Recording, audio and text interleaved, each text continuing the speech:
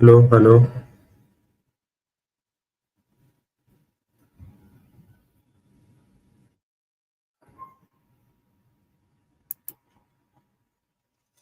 Can you hear me now?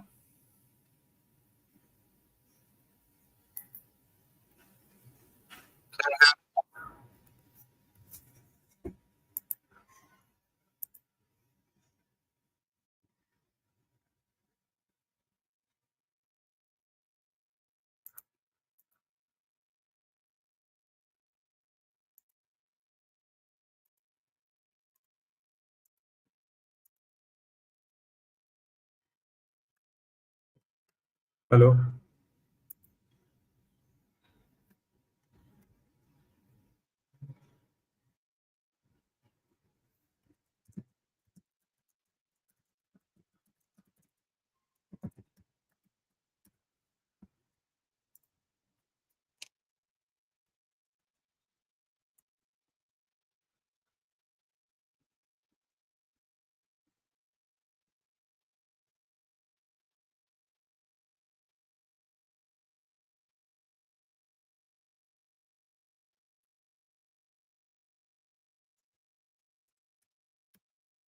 Okay, actually first time थोड़ा stream yard use कर रहे हैं, तो मे बी कुछ कुछ इश्यूज आ सकते हैं। तो जस्ट अगर कुछ भी, अगर ऐसा लगता है बीच में मेरा वॉइस नहीं आ रहा है, स्क्रीन विजिबल नहीं है, तो आप चैट बॉक्स में मुझे शेयर कर सकते हो। You can just comment in the chat box. YouTube के जो लाइव स्ट्रीमिंग पे चैट बॉक्स है, आई कैन चेक हियर। थोड़ा एक्सपेरिमेंटल ही रहेगा ये फर्स्ट सेशन। इसके बाद आगे के जितने भी सेशंस रहेंगे हम थोड़ा थोड़ा करके सीखेंगे इस सब चीज़ों को। ओके, तो सबसे पहले आज का सेशन जो है वो है हमारा लिनक्स के ऊपर। तो लिनक्स के कुछ बेसिक्स कमांड्स हम चेक करने वाले हैं आज। एंड उसमें फाइल सिस्टम वगैरह भी देखेंगे, और फाइल्स के साथ कैसे ऑपरेशंस परफॉर्म करते हैं, क्रिएट कैसे करते हैं, वो सारी चीज़ें हम यहाँ पर चेक करेंगे। ठीक। टिल वेरी एक प्रॉब्लम स्टेटमेंट भी देखेंगे हम। एक ऐसी फाइल कैसे क्रिएट कर सकते हैं, इम्यूटेबल फाइल कैसे क्रिएट कर सकते हैं जिसको मैं एडिट भी नहीं कर सकता, और उसमें कोई कंटेंट ऐड भी नहीं कर सकता, और वो फाइल डिलीट भी नहीं कर सकता। वो एक चीज देखनी है, एक प्रॉब्लम स्टेटमेंट है। तो लिनक्स के अंदर जब भी हम आते हैं, तो यहाँ पर डिफरेंट फाइल्स या फोल्डर्स आप बोल सकते हो पहले से अवेलेबल रहते हैं। जैसे आपके लिनक्स के अंदर रहते हैं, सिमिलरली उसी वे में यहाँ पर, सॉरी, विंडोज के अंदर जैसे रहते हैं, सिमिलरली लिनक्स के अंदर भी कुछ फाइल्स ऑलरेडी अवेलेबल रहते हैं। वो सारे फाइल्स आपको क्या करने पड़ते हैं, उसमें से कुछ स्पेसिफिक फाइल्स फोल्डर्स है, उसको आप एडिट कर सकते हो, उसके अंदर आप कंटेंट लिख सकते हो, और कुछ में आपने कंटेंट नहीं लिखना चाहिए, ऐसा रिकमेंडेड है। तो मैं यहाँ पर ls-lart करता हूँ। तो फिलहाल मैं pwd अगर करते हैं तो slash home slash Shailesh Sonare के अंदर है, मैं स्लैश tmp टेस्ट के अंदर चले जाता हूँ। एंड यहाँ पर आप देख सकते हैं कि कोई भी फाइल या फोल्डर नहीं है यहाँ पर। ठीक है। तो सबसे पहली कमांड जो हमें देखनी है, सबसे पहले इंपॉर्टेंट 2-3 कमांड्स है वो जो हमें देखने हैं, वो है एलएस। एलएस का मतलब होता है लिस्ट करना। लिस्ट क्या करता है वो करता है लिस्ट, जितने भी फाइल्स या फिर फोल्डर्स रहेंगे उस पर्टिकुलर डायरेक्टरी के अंदर, उसको वो लिस्ट करता है। अब यहाँ पर लिनक्स में डायरेक्टरी का मतलब होता है आपका फोल्डर का नाम। मैं यहाँ पर pwd कमांड से चेक कर सकता हूँ कि पर्टिकुलरली मैं कौन से डायरेक्टरी के अंदर हूँ। तो यहाँ पर आप देख सकते हैं कि स्लैश tmp स्लैश टेस्ट के अंदर में हूँ। ठीक। और मुझे इसके अंदर के लिस्ट करनी है सारे के सारे फाइल्स, तो मैं इसको चेक कर सकता हूँ ls कमांड का यूज करके। फिलहाल यहाँ पर कोई भी फाइल नहीं है, तो ये मुझे कुछ भी नहीं शो कर रहा है। ठीक। बट ls-la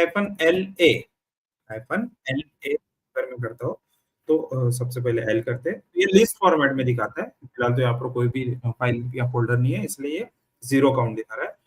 ls-la का यूज करके हम हिडन फाइल्स एंड फोल्डर्स भी दिखा सकते हैं। ठीक है। ए का मतलब है वो हिडन फाइल्स एंड फोल्डर दिखाएगा। अब कभी कभी ऐसा होता है कि आप कमांड्स रन कर रहे हो, आपको पता नहीं रहता स्पेशल उसका मीनिंग क्या है। जैसे आपके पास इंटरनेट भी अवेलेबल नहीं है, बट लिनक्स का एक्सेस आपके पास है, तो आप मैन कमांड से मैनुअल कमांड से आप चेक कर सकते हो कि उसके अंदर के फ्लैग्स क्या करते हैं। जैसे -a फ्लैग यहाँ पर क्या कर रहा है, do not ignore entry starting with dot, ठीक है। और एलएस का मीनिंग क्या है, एलएस का सिनॉप्सिस क्या है, ये सारी चीजें यहाँ पर दी हुई रहती है। जो भी उससे रिलेटेड जो भी फ्लैग्स है उसके सारे मीनिंग्स है। क्यू प्रेस करने से आप बाहर आ सकते हो, तो मैनुअल चेक कर सकते हो आप जो भी कमांड रन कर रहे हो। फिलहाल L S hyphen L A R T H, ठीक है। Uh R for reverse order time के साथ और ह्यूमन रीडेबल साइज मैं यहाँ पर शो कर रहा हूँ। एंड यू कैन सी यहाँ पर कोई भी फाइल फोल्डर नहीं है। डॉट जो है वो करंट डायरेक्टरी को रिप्रेजेंट करता है, डबल डॉट जो है वो पेरेंट डायरेक्टरी को रिप्रेजेंट करता है। बट यहाँ पर एज सच मतलब हमने मैन्युअली कोई क्रिएट नहीं किया है फाइल, तो वो यहाँ पर नहीं शो कर। फिर मैं यहाँ पर आता हूँ कोई फाइल क्रिएट करने के लिए। तो एक सिंपल सी कमांड देखते हैं, touch file one dot TXT, ठीक है। Touch file one dot TXT LS करने से आप देख सकते हो कि वो फाइल का नाम वहां पे शो कर रहा है जो फाइल यहाँ पर क्रिएट हुई है। एलएस हाइफन एल से आप ये भी चेक कर सकते हो कि वो फाइल क्रिएट की है, कब क्रिएट की है, किसने क्रिएट की है, ठीक। और आर परमिशन होती है, RWX वो फाइल परमिशन के केस में हम बहुत थोड़ा अच्छे से देखेंगे, इन डेप्थ देखेंगे, ठीक। मैं यहाँ पर अभी क्या करता हूँ, इस फाइल के अंदर के कंटेंट मुझे देखने हैं, तो मैं कैसे चेक करूँ, तो मैं कैट करता हूँ, ठीक है। 2-3 कमांड्स है वैसे, बट सबसे easiest one is cat file one dot TXT. अब फाइल वन के अंदर कोई कंटेंट नहीं है तो कुछ नहीं दिखा रहा है वो। मैं यहाँ पर सबसे पहले फाइल के अंदर कुछ कंटेंट डाल देता हूँ, लेट्स से हेलो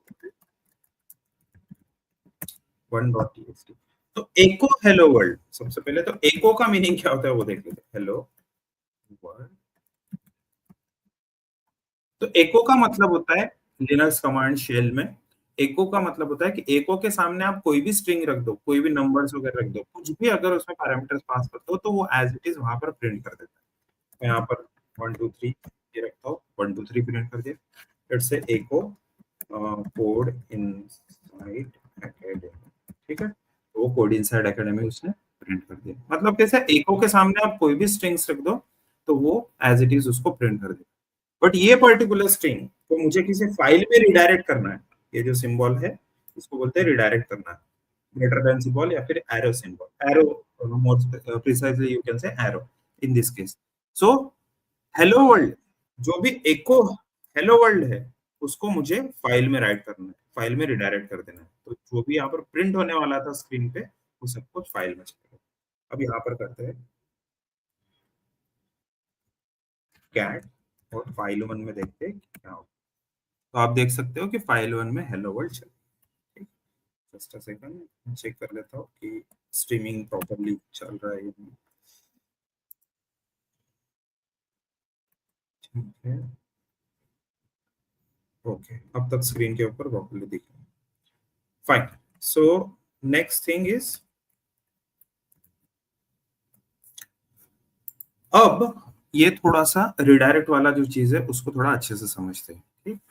अभी मैंने कैट किया फाइल वन डॉट टीएक्सटी के अंदर जिसमें हेलो वर्ल्ड है, बट अगर मुझे और कंटेंट इसमें ऐड करने हैं तो मैं कैसे ऐड करूँ, मैं यहाँ पर कर सकता हूँ एक को सिमिलरली नमस्ते Bharat file one dot TXT.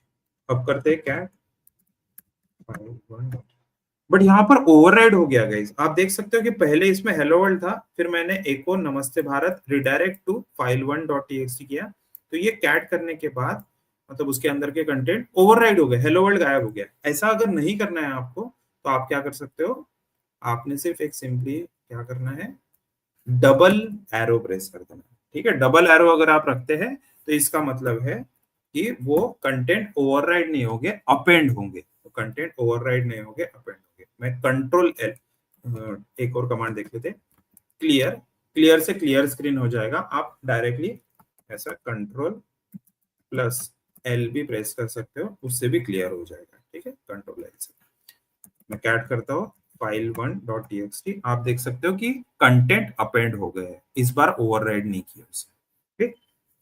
चलो अभी नेक्स्ट चीज देखते हैं कि और क्या तरीका है इसको फाइल के अंदर के कंटेंट चेक करने का और क्या तरीका है, तो मैं हेड कमांड से फाइल के अंदर के कंटेंट डायरेक्टली चेक कर सकता हूँ। हेड कमांड से I can directly check the content. मैं टेल कमांड से भी फाइल के अंदर के कंटेंट चेक कर सकता हूँ। टेल कमांड से भी फाइल के अंदर के कंटेंट चेक कर सकता हूँ। अब इसका मेन पर्पस क्या है? मेन पर्पस क्या है? हेड का मतलब है कि टॉप की जो लाइन्स है, टॉप की जनरली 10 लाइन्स जो होती है वो यहाँ पर शो करेगा। एक काम करते हैं, हम कंटेंट यहाँ पर ऐड कर देते हैं और फिर आपको थोड़ा सा इजी हो जाएगा समझने के लिए। सो vim file1 txt, vim एक एडिटर होता है लिनक्स के अंदर, ठीक। सो उसके अंदर जाके हम यहाँ पर कंटेंट लिख देते विथ लाइन नंबर 1 11 12 13 14 15, ठीक। चलो यहाँ पर नंबर लिख देते हैं प्रॉपरली, 2 3 4 5 6 7 8 9 10 11 12 13 14 15। चलो अभी क्या करते हैं, सबसे पहले कैट करके देखते हैं फाइल के अंदर क्या कंटेंट है। तो ये पूरे के पूरे 15 लाइन शो कर दिए, बट हो सकता है कि आपकी 2-3 करोड़ की लाइंस का अगर फाइल है तो उस केस में आपको ऐसा नहीं शो करना है। तो आप क्या करना, वहां पर हेड कर सकते हो file1.txt, ऐसा हेड करके टॉप की 10 लाइंस दिखेगी। वैसे ही टेल करते हैं हम और file1.txt, तो लास्ट के 10 लाइंस जो है, सबसे आखिर के, टेल मतलब जैसे पूछ होता है, सबसे पीछे की जो 10 लाइंस है वो शो करेगा, ठीक, वो लाइन शो करेगा। चलो इतना हो गया, अभी नेक्स्ट चीज देख लेते हैं।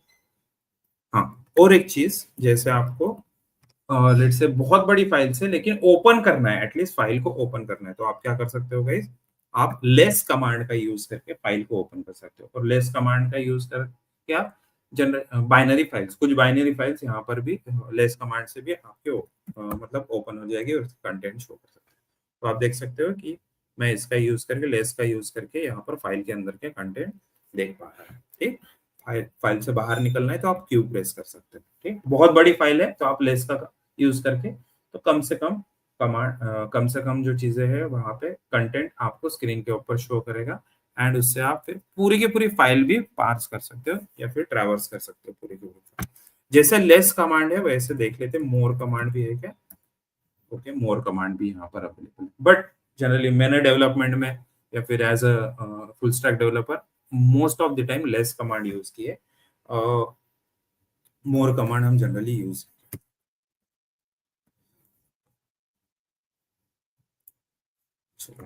पीडब्ल्यूडी कमांड यूज की जाती है प्रेजेंट वर्किंग डायरेक्टरी चेक करने के लिए, आप किस डायरेक्टरी के अंदर हो। एलएस कमांड यूज की जाती है लिस्ट ऑफ फाइल्स चेक करने के लिए।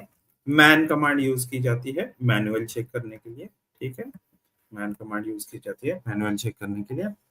एको कमांड यूज की जाती है कोई भी मैसेज वगैरह प्रिंट करना है, let's say this is sample message, कोई भी मैसेज प्रिंट करना है लिनक्स के अंदर।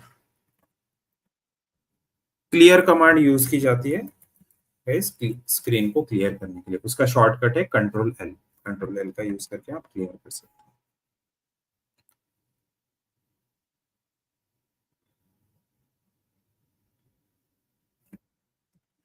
अब यहाँ पर ls-l कमांड से हम चेक कर रहे हैं कि यहाँ पर फाइल्स के लिए शो कर रहे हैं, कितने भी फाइल्स है, जितने भी फाइल्स है वो शो। 216 जो यहाँ पर दिखा रहा है गाइस वो बाइट्स है, तो आप एच में चेक कर सकते हो, ls-lh से वो चेक कर सकते हो बाइट से या केबी से, ठीक। उसमें ज्यादा कंटेंट आ जाएगा तब केबी में शो करना स्टार्ट कर।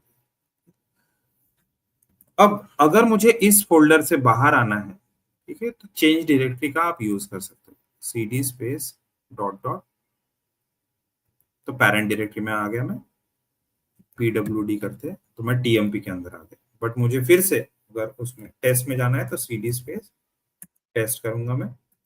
आपको अगर डायरेक्टली भी जाना है cd स्पेस /tmp/test, ऐसा भी आप कर सकते हैं। और आप ऑटो सजेशन के लिए टैब प्रेस कर सकते हो, और ये जस्ट जितना ज्यादा आप प्रैक्टिस करोगे उतना ज्यादा इस कमांड से यूज्ड हो जाओगे। अब मैं एक और कमांड दिखाता हूँ आपको। file1.txt यहाँ पर अवेलेबल है, मुझे उसी के जैसे एक कॉपी बनानी है, file1.txt के जैसे file2.txt बनानी है। तो मैं क्या करूंगा, cp स्पेस file1.txt मतलब सोर्स फाइल, और उसके जैसे एक डेस्टिनेशन फाइल बनानी है .txt। तो देखो दो फाइल्स अभी बन गई है यहाँ पर, और दोनों फाइल्स में एक जैसा ही कंटेंट रहेगा। कैसे चेक करेंगे हम, file1, देखो इसमें लाइन 15 से cat file2, file2 में भी 15 लाइन्स। और आपको अगर फिर भी देखना है कि एग्जैक्टली सेम फाइल बनी है क्या, देखो फाइल के नाम सिर्फ सेम है, बाकी सारे कंटेंट एक जैसे। तो हम क्या करते हैं, MD5 सम, ठीक है, ये वर्ड आप अपने करियर में सुनोगे आगे चल के। बट MD5 सम से क्या चेक कर सकते हैं हम, फाइल का जो यूनिक कोड जनरेट होता है, फाइल के कंटेंट के हिसाब से एक यूनिक कोड जनरेट होता है, वो आपको शो करता है। तो फाइल 1.txt, फाइल 2.txt, ठीक है, दोनों का MD5 हम चेक कर लेते हैं। और आप देख सकते हो कि दोनों के कंटेंट सेम है, इसलिए दोनों का MD5 सम भी सेम है, ठीक है, दोनों का MD5 सम भी सेम। चलो दोनों फाइल्स में कंटेंट एक जैसे। अब हमें क्या करना है, फाइल हमने क्रिएट तो कर ली, ठीक है, फाइल हमने क्रिएट तो कर ली और कॉपी भी कर ली, और एक फाइल बना लेते हैं, फाइल cp फाइल 1 की copy file 3.txt। Okay, now what we are going to do, हम लोग फाइल 1 को फाइल 4 से मूव कर देंगे, ठीक है, हम उसको mv कर देंगे, mv कमांड का यूज करके फाइल 1.txt को फाइल 4.txt से रिप्लेस कर देते हैं, ठीक है, मतलब एक तरह से मूव करना। तो मूव का मतलब दो चीजें यहाँ पर हम कर रहे हैं, एक तो उस फाइल का नाम एज इट इज चेंज कर दिया जा रहा है, क्योंकि उसके अंदर के कंटेंट तो कुछ चेंज नहीं होने वाले, या फिर आप इसको एक पाथ से दूसरे पाथ में मूव कर सकते हैं, एक पाथ से इसको दूसरे पाथ पे मूव कर सकते हैं। तो मैं mv करता हूँ, और फिर बाद में फिर से चेक करते हैं, ls करने के बाद क्या फाइल 1 फाइल 4 में मूव हो गए, यस, तो फाइल 1 यहाँ से पूरी तरह से मूव हो गई फाइल 4.txt, ठीक। सो सीपी का मतलब है एक फाइल को कॉपी करना, एग्जिस्टिंग फाइल को वो एज इट इज रखेगा और उसी की एक रेप्लिका बनाएगा, एक दूसरी कॉपी बनाएगा, ठीक। On the other hand mv command use हो रहा है to move the file from one location to another, या फिर उसी लोकेशन पर अगर आप रख रहे हो उसको तो वो रीनेम हो जाए, ठीक है, जो भी न्यू नेम रहेगा वो आप यहाँ पर डेस्टिनेशन में दे सकते हो, उससे रीनेम हो जाए, ठीक। अब यहाँ पर देखते हैं कि फाइल को रिमूव कैसे कर सकते हैं। तो मैं rm, ठीक है, rm फाइल 4 को रिमूव करना चाहता हूँ, तो rm फाइल 4 को रिमूव करना चाहता हूँ, rm एंड फिर से देखते हैं लिस्ट करके, तो देखो फाइल 4 यहाँ से रिमूव हो गई, ठीक है, फाइल 4 रिमूव हो गई। कमांड नेम है rm file4.txt, फिलहाल वो फाइल 4 वहां पर एग्जिस्ट नहीं है, तो आपको एरर शो करना है, ठीक है, फिलहाल फाइल 4 वहां पर एग्जिस्ट नहीं है तो एरर शो कर रहा है। चलो फाइल ऑपरेशंस में और आता है, ठीक है, एक फाइल बनाते हैं गाइस टच कमांड का यूज करके, ठीक है, जनरली आपको अगर फाइल में कोई कंटेंट नहीं लिखने है, सिर्फ फाइल बना के रखनी है, तो आप टच कमांड का यूज कर सकते हो। तो टच file1.txt, इस तरह से मैं फाइल बना देता हूँ, ठीक। चेक करते हैं ये फाइल यहाँ पर अवेलेबल हो गई है, यस, ls-l करके चेक कर लेते हैं परमिशंस वगैरह प्रॉपरली है क्या, अब एरर से, ठीक है, ये भी प्रॉपरली शो कर रहा है, फाइल कब बनी है, कितने बजे बनी है, वो सारी चीजें भी यहाँ पर शो कर रहा है। अब मुझे कुछ मोर डिटेल्स अगर चेक करनी है, तो स्टैट कमांड का यूज करके आप वो पर्टिकुलर फाइल से रिलेटेड कुछ एक्स्ट्रा डिटेल्स भी वहां पर देख सकते हैं, ठीक है, आईनोड का नंबर कितना है, आईओ ब्लॉक क्या है, उस फाइल का बर्थ कब हुआ था, ये सारी चीजें वहां पर आपको शो करते हैं। कौन सी कमांड से गई, स्टैट कमांड से, फाइल की स्टैट कमांड से आप चेक कर सकते हैं, ls-l, और फाइल 1 यहाँ पर अवेलेबल है। Okay, now let's see touch command के अलावा और क्या होता है। एक मुझे डायरेक्टरी क्रिएट करनी है, लेट्स से एक मुझे डायरेक्टरी क्रिएट करनी है, तो mkdir यूज करके आप क्या कर सकते हो गाइस, डायरेक्टरी क्रिएट कर सकते हो। तो मैं /tmp टेस्ट के अंदर dir1 नाम से डायरेक्टरी क्रिएट करता हूँ, तो आप देख सकते हो कि dir1 नाम से यहाँ पर डायरेक्टरी क्रिएट होगी, ठीक। अब मैं एक ऐसी डायरेक्टरी क्रिएट करना चाहता हूँ जिसमें लेट्स से पेरेंट डायरेक्टरी भी हो और चाइल्ड डायरेक्टरी भी हो। तो मैं ट्राई करता हूँ mkdir/tmp, ठीक, टेस्ट के अंदर ए नाम की डायरेक्टरी और बी नाम की डायरेक्टरी, ठीक है, टेस्ट के अंदर ए नाम की डायरेक्टरी और बी नाम की डायरेक्टरी हम क्रिएट करना चाहते हैं। बट द थिंग इज कि ए नाम की कोई डायरेक्टरी अवेलेबल नहीं है, तो ये क्रिएट करने देता है। तो यहाँ पे देखो, यहाँ पर एरर शो कर रहा है वो कि mkdir can not create directory, no such file और डायरेक्टरी, क्योंकि ए नाम की कोई फाइल और डायरेक्टरी नहीं है, इसके लिए वो बी भी क्रिएट नहीं करने दे रहा है, क्योंकि ए ही अवेलेबल नहीं है। ऑब्वियसली ए अवेलेबल नहीं है तो बी नहीं क्रिएट। तो ऐसे केस में आप गाइस फ्लैग यूज कर सकते हो -p, mkdir -p का यूज करके आप क्या कर सकते हो कि n लेवल तक डायरेक्टरीज क्रिएट कर सकते हो, और उसमें से कोई डायरेक्टरी अगर अवेलेबल नहीं है तो उसको भी वो क्रिएट कर लेगा।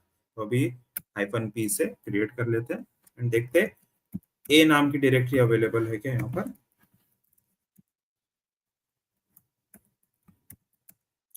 सो ए नाम की डायरेक्टरी क्रिएट हो गई है, और ls-l ए के अंदर चेक करते हैं कि बी नाम की डायरेक्टरी है क्या, तो यस इट इज अवेलेबल, ठीक है।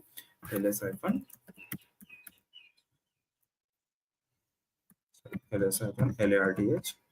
सो ए नाम की डायरेक्टरी यहाँ पर शो कर रहा है, और ए के अंदर की जो डायरेक्टरीज है वो मुझे चेक करनी है, तो ls-larth और ए प्रेस करता हूँ, ठीक, तो ए के अंदर बी डायरेक्टरी अवेलेबल है। तो ऐसे केस में आपको अगर एन लेवल पे डायरेक्टरीज क्रिएट करनी है तो आप -p फ्लैग का यूज कर सकते हो, ठीक है, -p फ्लैग mkdir के केस मैन में चेक कर लेते कुछ दिया है क्या। सो /-p, देखो -p का मतलब है parents and no error if existing, ठीक है, एरर नहीं शो करेगा। Make parent directories as needed, जो भी पेरेंट डायरेक्टरी है उसको भी क्रिएट कर देगा, ठीक।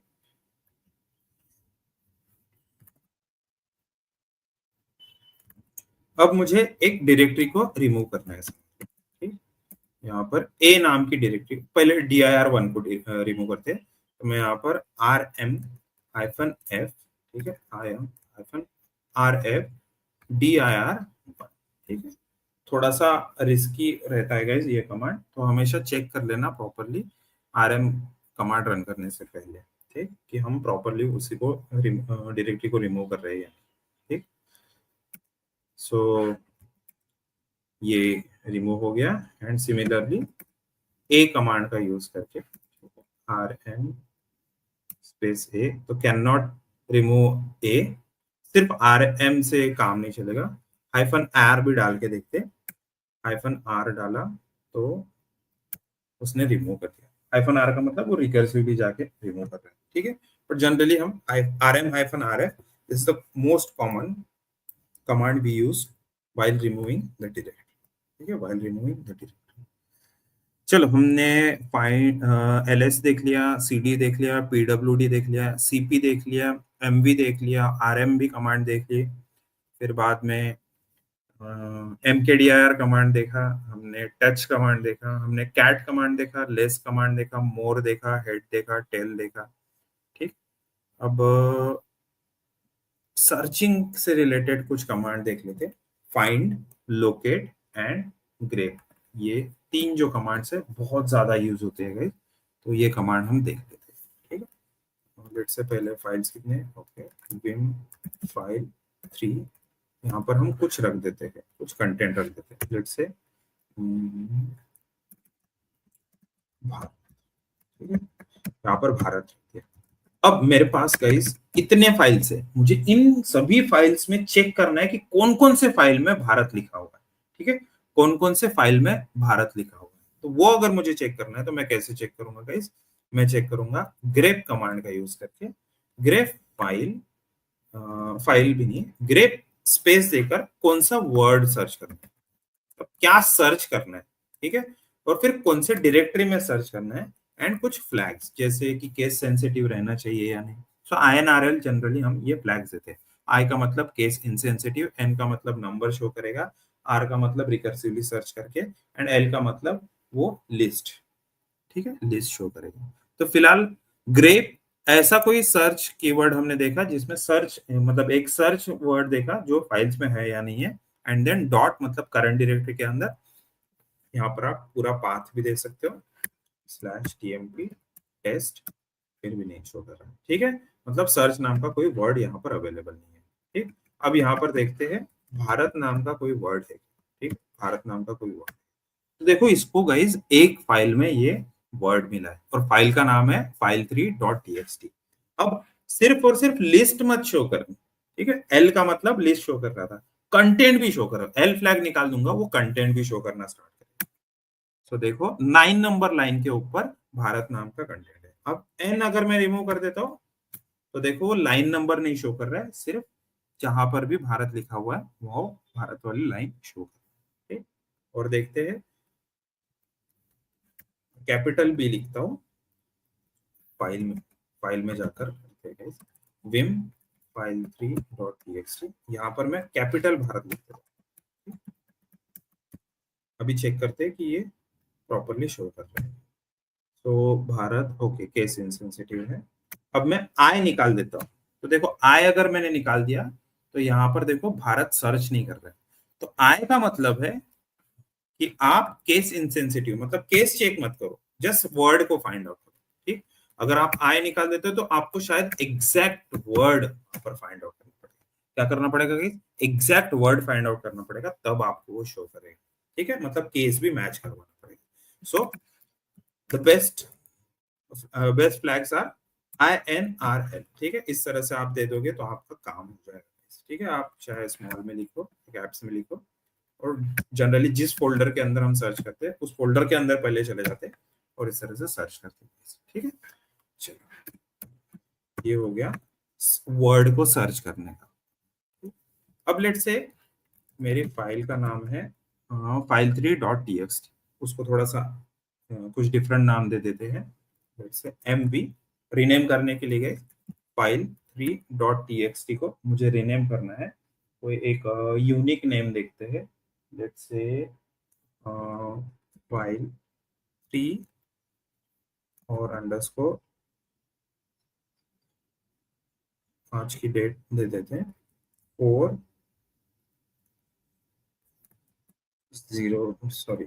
फॉर्मेट में देते हैं 2025 M is 01 and D is, ठीक है। चलो ये मैंने नाम दे दिया। अब ये फाइल मुझे सर्च करनी है, ठीक है, ये फाइल मुझे सर्च करनी है। कहां पर है ये फाइल, ठीक? ये फाइल कहां पर है मुझे सर्च करना है, तो मैं क्या करूंगा गाइस, लोकेट कमांड रन करूंगा, ठीक है, लोकेट कमांड रन करूंगा। एंड लोकेट कमांड से ये जो भी फाइल्स का डेटाबेस होता है वहां पे जाके इसने सर्च किया, वहां पर उसको मिली नहीं। बट क्या ये फाइल यहाँ पर अवेलेबल है? यहाँ पर तो अवेलेबल है, बट फिर भी ये लोकेट में क्यों नहीं दिख रही? तो अपडेट db और एम्परसेंड ऐसा हम रन करते हैं, ठीक है, जनरली एम्परसेंड। फिर एक बार देखते हैं, चलो मैं sudo से ट्राई करता हूँ। sudo सुपर डुअर बोलते हैं गाइस इसको, ठीक है। चलो अभी देखते हैं, अभी भी नहीं शो कर रहा है, लेट्स सी।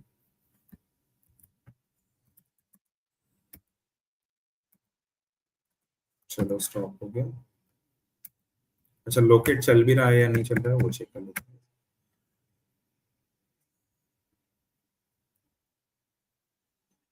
ओके शायद अभी तक उसने अपडेट नहीं किया। चलो देखते हैं दूसरी कोई फाइल है क्या। फाइल 1 हेलो वर्ल्ड नाम से कोई फाइल है क्या वो चेक करते हैं। सो गाइस देखो हेलो वर्ल्ड नाम से जो भी फाइल्स यहाँ पर अवेलेबल रहेगी वो आपको शो कर देगी, ठीक है। और अभी वाली फाइल कैसे शो करनी है वो भी देख लेते हैं, मैं चेक कर लेता हूँ।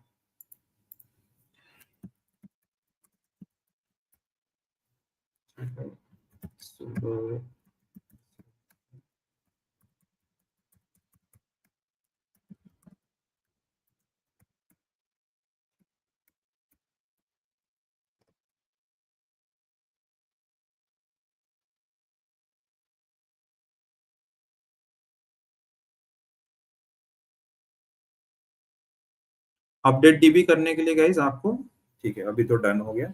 अपडेट डीबी करने के लिए आपके सिस्टम में आपको गाइज एम लोकेट इंस्टॉल करना पड़ेगा, ठीक है। अपडेट आपको अगर यूज करना है तो आपके सिस्टम में एम लोकेट यूज होना चाहिए, एम लोकेट इंस्टॉल रहना चाहिए, ठीक। चलो अभी देखते हैं pwd, चलो मैं टेस्ट में हूँ, अभी देखते हैं ये फाइल अवेलेबल है क्या, still it is not showing, मैं बाद में चेक कर लूंगा ये क्यों ऐसा इशू आ रहा है, ठीक है। देन फाइल का नाम अभी मेरे पास है, ठीक है, फाइल का नाम मेरे पास है, बट मुझे जस्ट अभी ये चेक करना है, ठीक है, मुझे ये चेक करना है कि इस पर्टिकुलर फोल्डर के अंदर वो फाइल कहाँ पर है, पर्टिकुलर फोल्डर के अंदर फाइल कहाँ पर है, ठीक।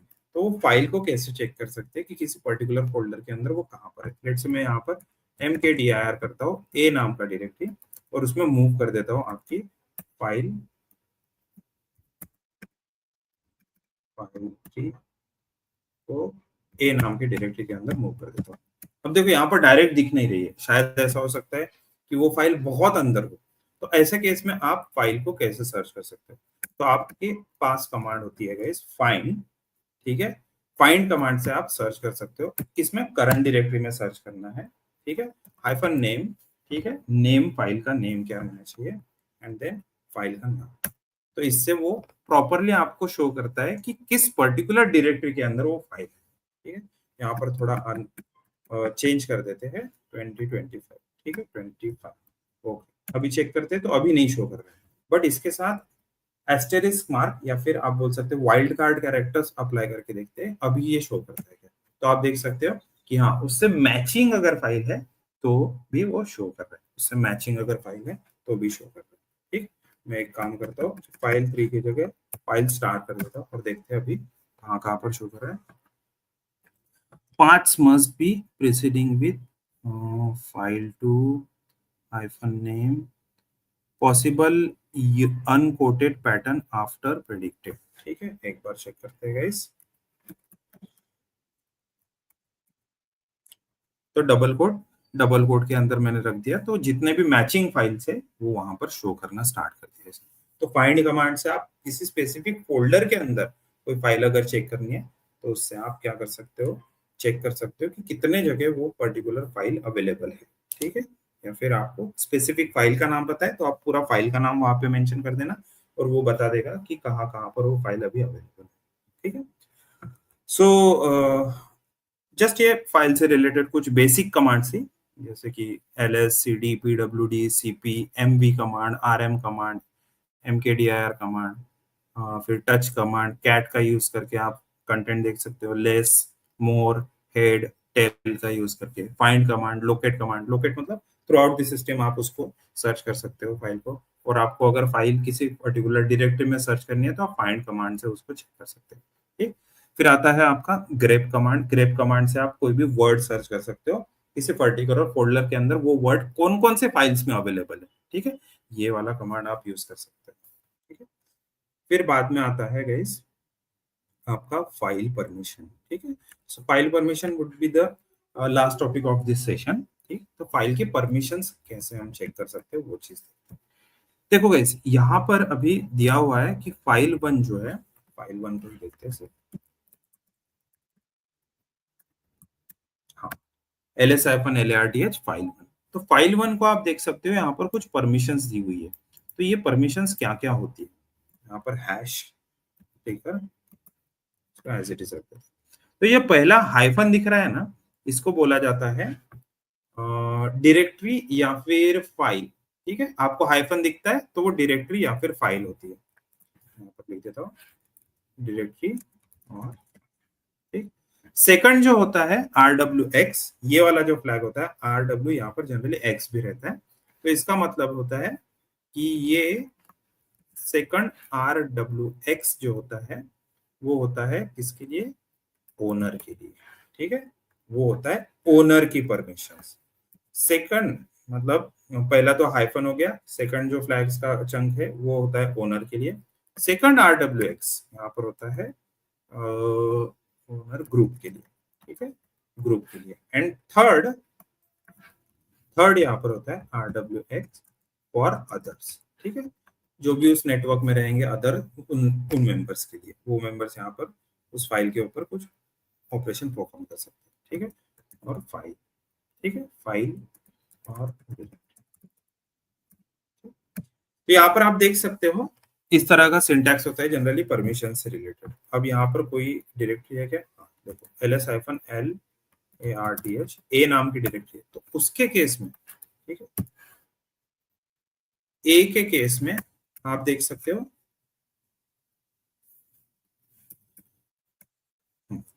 ए के केस में आप चेक कर सकते हो कि स्टार्टिंग में उसने डी शो किया है। डी का मतलब डायरेक्टरी, ठीक है, स्टार्टिंग में उसने डी शो किया है, डी का मतलब होता है डायरेक्टरी, और जो फाइल्स है उसमें स्टार्टिंग में दिया हुआ है हाइफन। तो सिंटैक्स के पास चलते हैं और देखो आप यहाँ से ही पता कर सकते हो कि डायरेक्टरी के लिए वो डी दिया हुआ है और फाइल के लिए हाइफन दिया हुआ है। तो ऐसे आप आइडेंटिफाई कर सकते हो कि ये पर्टिकुलर चीज जो है ये फाइल है या फिर डायरेक्टरी है।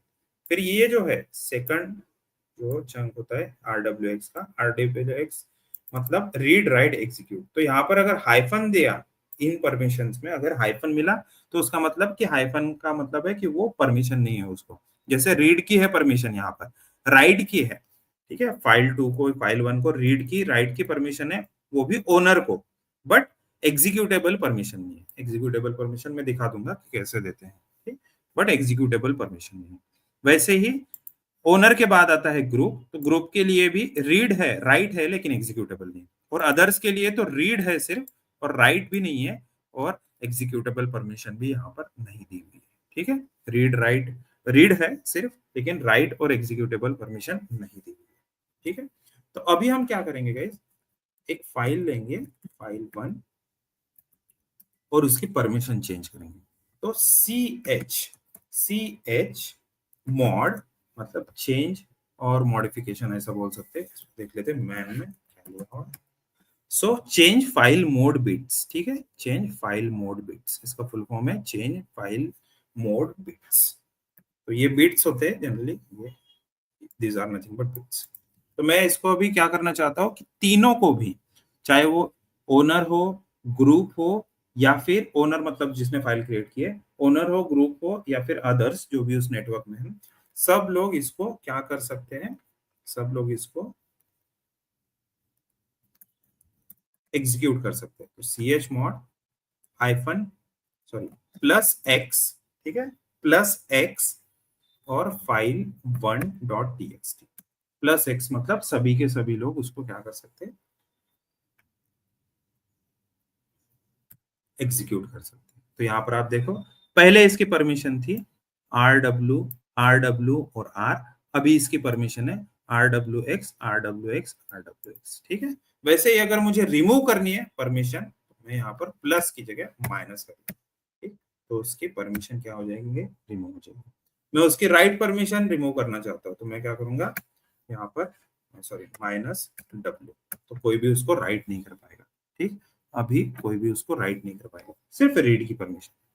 अब फिर से मैं क्या करता हूं, इसको जस्ट चाहता हूं कि ओनर सिर्फ राइट कर सके, सिर्फ ओनर राइट कर सके, तो मैं क्या करूंगा O प्लस ओनर, ठीक है, owner, I think O is not the owner, O से अदर हो जाएगा, मैं U टाइप करता हूँ, ठीक है, U टाइप करता हूँ, एंड देन आप देख सकते हो कि जो उसका यूजर है, यूजर ओनर, वो सिर्फ उसको राइट कर सकता है और कोई राइट नहीं कर सकता, ठीक है, और कोई उसको राइट नहीं कर सकता। फिर बाद में मैं चाहता हूं कि अभी उसको जो ग्रुप है उसने भी राइट करना चाहिए, तो मैं G+W कर देता हूँ, फिर से चेक करते हैं परमिशन, तो उसको ग्रुप भी क्या कर सकता है, राइट कर सकता है, ठीक। तो इस तरह से आप उसकी परमिशंस ऐड और रिमूव कर सकते हो प्लस का यूज करके। अगर आपने प्लस के पहले उसका कौन सा यूजर है वो नहीं दिया, तो वो सभी के सभी परमिशन, सभी यूजर्स को, सभी सभी टाइप के यूजर्स को वो सेम परमिशन दे देगा। लेकिन आप स्पेसिफिक यूजर को, ग्रुप को, या फिर अदर्स को अगर कुछ देना है, तो उस केस में आपको क्या करना पड़ेगा गाइस, मेंशन करना पड़ेगा, ठीक है, फिर से अदर्स को तो अदर्स को भी अभी राइट परमिशन मिल गई, ठीक है। इस तरह से आप क्या कर सकते हो, चेंज कर सकते हो गाइस परमिशंस, ठीक है, owner, group and others, user, group और अदर्स, इस तरह से भी बोल सकते हैं, ठीक। अब मुझे इसका ओनरशिप चेंज करना है, लेट्स से मुझे इसका ओनरशिप चेंज करना है। फिलहाल यहाँ पर शो कर रही है शैलेश सोनारे, शैलेश सोनारे, ये यूजर नहीं रहना चाहिए, इसका इसका ओनर कोई और रहना चाहिए। तो मैं क्या करता हूँ, एक कमांड है गाइस CHOWN, ठीक है, मैनुअल देख लेते हैं, चेंज फाइल ओनर और ग्रुप, चेंज फाइल ओनर और ग्रुप। मैं चाहता हूँ कि इसका जो ओनर है वो रहना चाहिए रूट रूट, तो मैं करता हूँ sudo chown। सबसे पहले डायरेक्ट chown करके देखते हैं। chown रूट रूट इसका file1.txt। देखो, changing ownership of file 1 operation not permitted, क्योंकि रूट रूट मतलब कोई एक सुपर यूजर है, सुपर डुअर है, उसकी परमिशन देना चाहते हैं, तो मेरे पास उसका एक्सेस रहना चाहिए। तो मैं सूडो के थ्रू कर रहा हूँ। फिलहाल मुझे पासवर्ड नहीं पूछा, क्योंकि थोड़ी देर पहले उसने ऑलरेडी पासवर्ड पूछ लिया था, तो वो कैश्ड में है।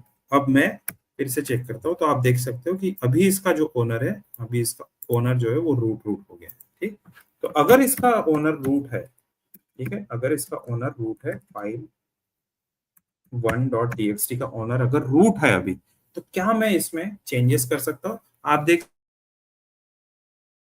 ने ग्रुप को और अदर्स को राइट की परमिशन दी हुई है, तो मैं ट्राई करता हूँ चेंज करने के फाइल के अंदर के कंटेंट, फाइल 1.txt, तो मैं चेंज कर पा रहा हूँ। ठीक है, मैं चेंज कर पा रहा हूँ। बट अभी क्या करते हैं, अदर्स को, ठीक है, अदर्स को क्या करते हैं, परमिशन नहीं देते, अदर्स की परमिशन निकाल देते। तो मैं sudo करता हूँ chown अदर्स जो है वो -w, ठीक है, अदर्स -w कर देते।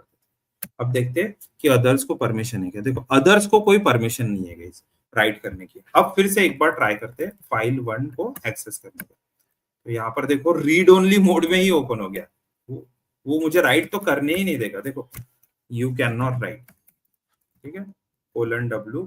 क्यों ऐसा करता हूँ, तो देखो, read only option is save, add exclamation to overwrite. ठीक है, ट्राई करते हैं, w एक्सक्लेमेशन, तो राइट करने दिया इसने, ठीक है, तब जाके राइट करने दिया। फाइन, तो मुझे रीड और राइट का परमिशन अगर दिया है तो मैं डायरेक्टली एक्सेस कर पाता हूँ, लेकिन अगर नहीं दिया है तो मुझे एक्सक्लेमेशन साइन वहां पर देना पड़ता है। अब ओनर के अलावा इसको कोई और यूजर ने कुछ चेंजेस नहीं करने चाहिए, तो मैं क्या करता हूँ, सबसे पहले तो sudo chmod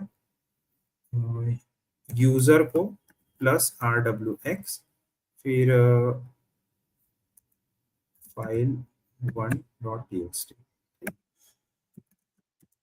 file1.txt, ठीक है, और अदर्स की सारी परमिशन निकाल देते हैं। जो फाइल1 ही हमने ओपन किया है, क्या हमने रूट किसको दिया हुआ है, अच्छा, किसी को भी नहीं, वो परमिशन ही चेंज हुई। फाइन, तो अभी हम चाहते हैं कि फाइल1 को सिर्फ और सिर्फ यूजर ही कोई चेंजेस कर सकता है, यूजर ही कोई चेंजेस करता है। तो chmod मैं करता हूँ group -rwx file 1 chmod others -rwx file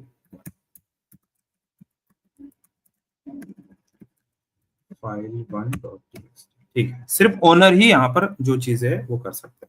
तो कोई दूसरा यूजर अगर यहाँ पर एक्सेस करने के लिए जाएगा तो उसको परमिशन नहीं मिलेगी, ठीक है, उस यूजर्स को परमिशन नहीं मिलेगी, रीड की भी नहीं, राइट की भी नहीं, और एग्जीक्यूटेबल की भी परमिशन नहीं मिलेगी। ठीक है, तो ये सारे परमिशंस का थोड़ा सा ध्यान रखना गाइस।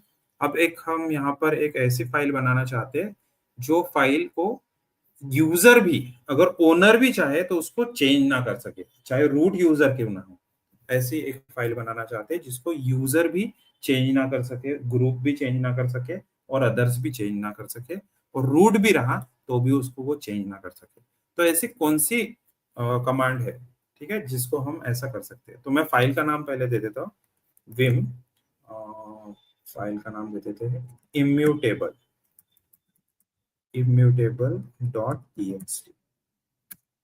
तो यहाँ पे लिख देते हैं you can't change content from this file.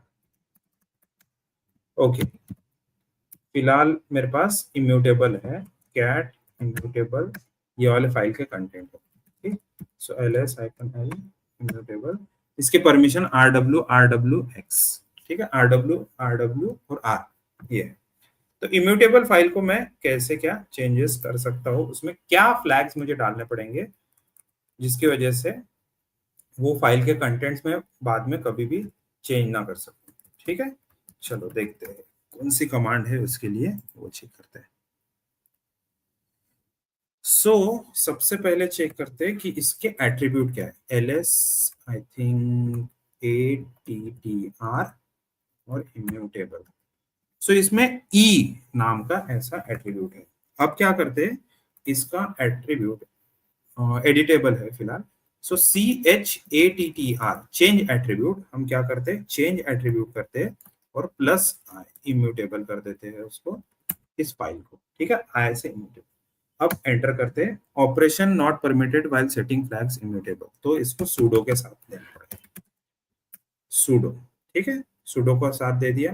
अभी LS ATTR से चेक करते हैं कि उसको आई फ्लैग अपेंड हो गया क्या। यहाँ पर देख सकते हो कि आई फ्लैग अपेंड हो गया। अब क्या करते हैं, अब इसके अंदर के चेंजेस, इस फाइल में कुछ चेंजेस ऐड करके देखते हैं। विम इम्यूटेबल, तो देखो चेंजिंग अ रीड ओनली फाइल। ठीक है, ट्राई करते हैं।